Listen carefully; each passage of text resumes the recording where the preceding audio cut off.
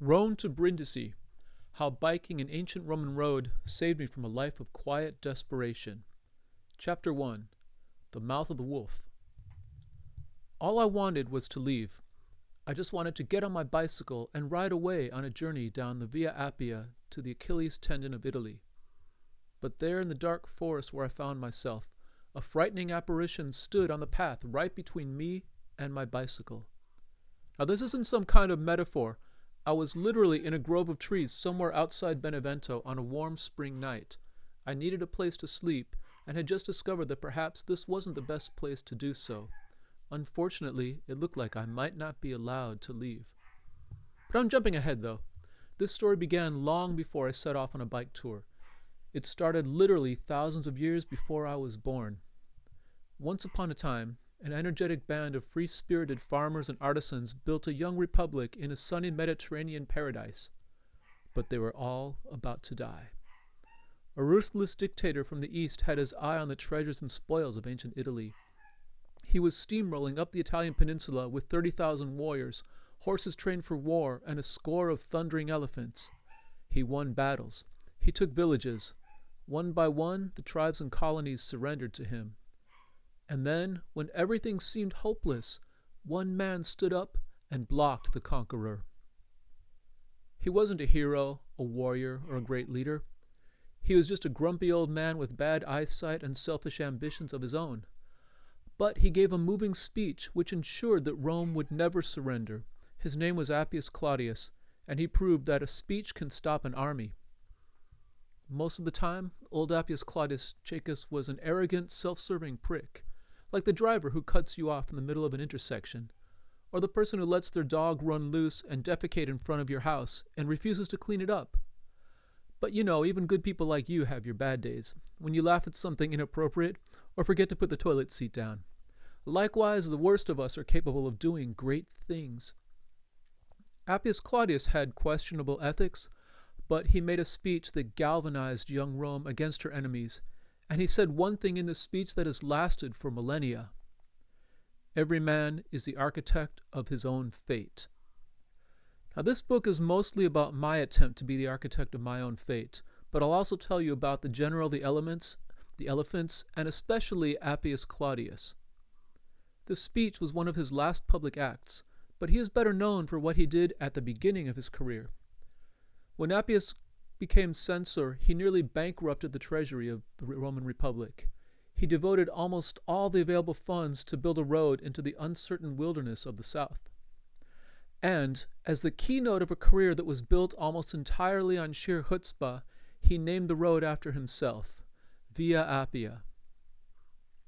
Now why am I telling you this?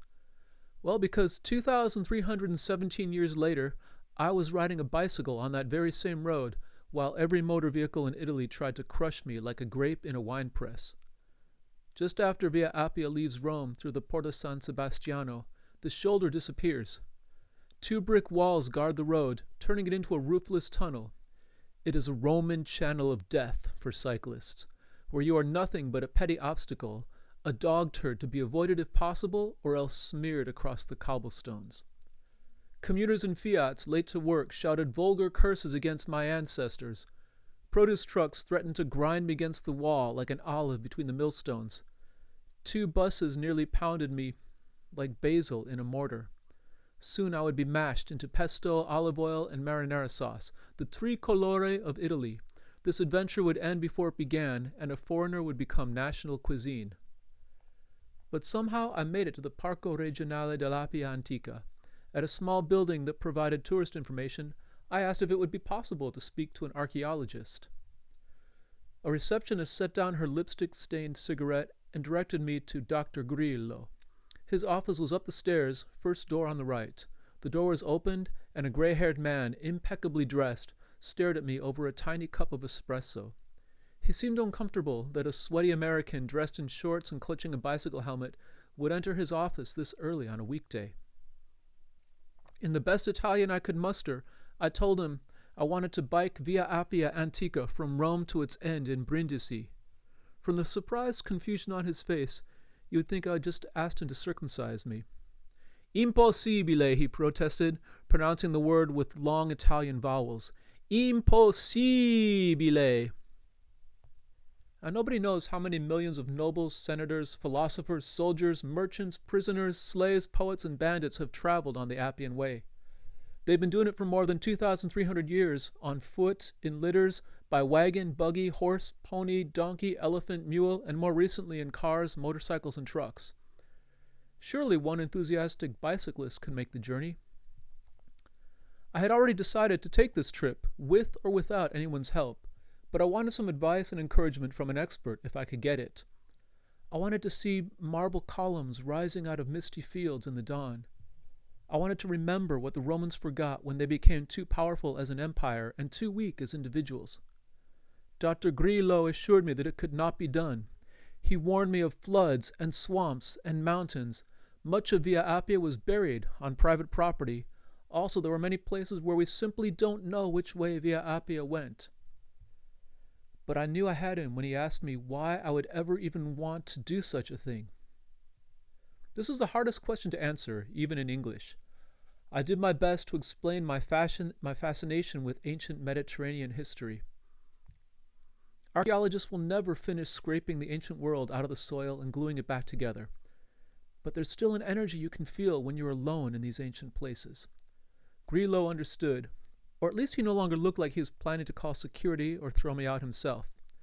When you travel by bicycle, I tried to tell him, you don't just see things behind the glass of a museum display on a windshield. You feel the air and the moisture and the contours of the land. You talk to the people and you're exposed to the weather. You get the feeling of the place. This is why, after staring down a 2,300-year-old highway, I found I could no longer try to run a business or be a teacher or fulfill any of the other roles the world put before me until I rode my bike to the end of the road, just to see what would happen. And many Italians are gifted with a powerful intuition. Even if you don't know the right words, if you speak with passion, they will read your mind and give you exactly what you want. Before I could finish, my new archaeologist savior was nodding vigorously as he opened the squeaky drawers of his file cabinet, pulling out maps, old photos, and drawings. He gave me a stream of directions and names and numbers in rapid Italian.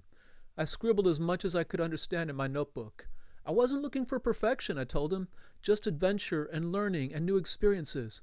If I couldn't retrace all of the Appian Way, I would still cover the distance and do the best I could. Dr. Grillo assured me once again that I was attempting something impossibile, but he still shook my hand and said, in bocca al lupo, in the mouth of the wolf, a Roman way of saying good luck. Traditionally, when someone says this, you're supposed to reply, crepi lupo, which implies that if a wolf tries to eat you, it will find you to be poisonous. You will kill the thing that tries to kill you. However, an Italian friend explained to me that a mother wolf, like the legendary wolf who raised Romulus and Remus, will protect her young by holding them in her mouth. If you are in bocca al lupo, you are protected. You certainly wouldn't want the wolf to die. Either way, I was about to set off into the unknown on the back of a bike in the mouth of a wolf. Dr. Grillo wasn't the only person who said it couldn't be done. Others predicted I would be robbed, kidnapped, bitten by snakes, infected with malaria, and maybe trampled by water buffaloes before I reached Terracina. One well-meaning blog reader sent an email to warn me, the cobblestones will destroy your arse in the first 10 kilometers. Everything they told me was true. Via Appia is fraught with peril. It's a 450-mile gauntlet of knee-grinding climbs, bone-cracking potholes, sheer drops in the fog, bad weather, hostile natives, robbers, murderers, and things far worse than that. When you venture along the jugular vein of ancient Rome, you're going to encounter the best and the worst of Italy. But there's a reward for trips like this, something you know intuitively before you begin. A journey like this is going to change you. It must. There are too many lonely miles for it not to happen.